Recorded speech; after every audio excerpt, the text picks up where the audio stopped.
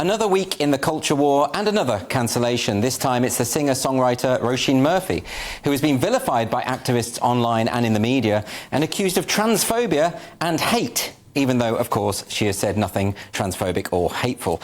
Her record label Ninja Tune has put a stop to promotion of her new album Hit Parade and announced that all the proceeds from the album will go to pro-trans groups.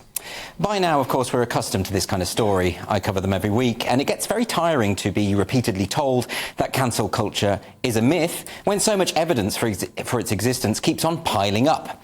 It's what they call gaslighting. The party has told you to reject the evidence of your eyes and ears. It's their final, most essential command. Well, some of us are sick of these authoritarians destroying people's lives and then denying that they are doing so, bullying and harassing people and pretending they're the good guys. Let's have a look at what Murphy actually said. What crime could she have committed that is so vile she needs to be punished and publicly shamed? Well, it was a simple message posted on her Facebook page, which read, "Please don't call me a TERF. Please don't keep using that word against women, I beg you. But puberty blockers are effed. Absolutely desolate. Big Pharma laughing all the way to the bank. Little mixed up kids are vulnerable and need to be protected. That's just true." And that's it. That's all it takes. And when the sharks tasted blood, Murphy issued an apology. She wrote, "I cannot apologise enough for being the reason for this eruption of damaging and potentially dangerous social media fire and brimstone. To witness the ramifications of my actions and the divisions it has caused is heartbreaking." Many have criticised Murphy for apologising, but I don't think that's fair. Until you've been subjected to this kind of pressure, you don't know how distressing it is. There's a good reason why testimony extracted under torture is inadmissible in court. People in pain will say anything to make it go away. Predictably, Murphy's apology has made no difference. The attacks have continued and in some quarters have even escalated. Since her apology, 2 of her London gigs have been cancelled with no explanation whatsoever. The sad truth is that apologising to the wolves is simply throwing them more meat. You can't appease a mob when it's driven by bloodlust.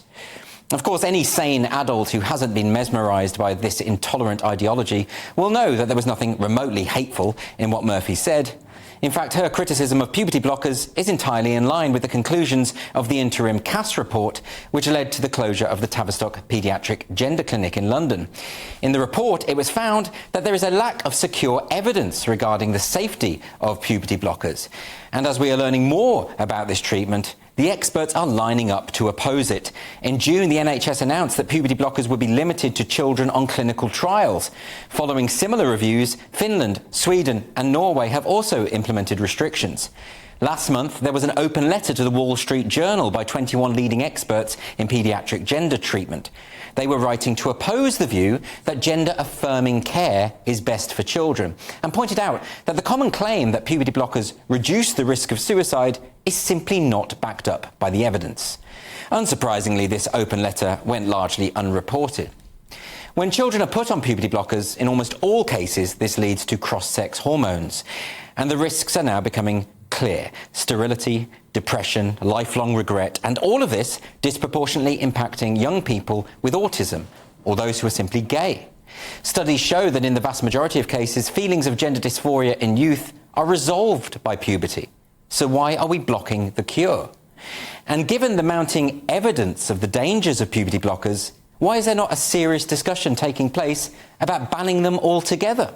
Why are medical experts willing to experiment on the most vulnerable in society on the basis of a kind of intuition that flies in the face of the evidence?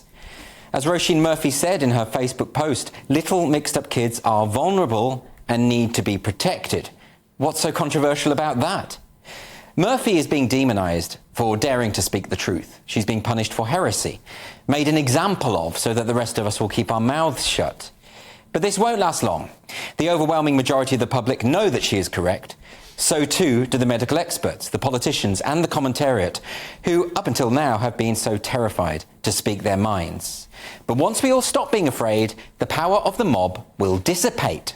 And surely at this point, it's only a matter of time.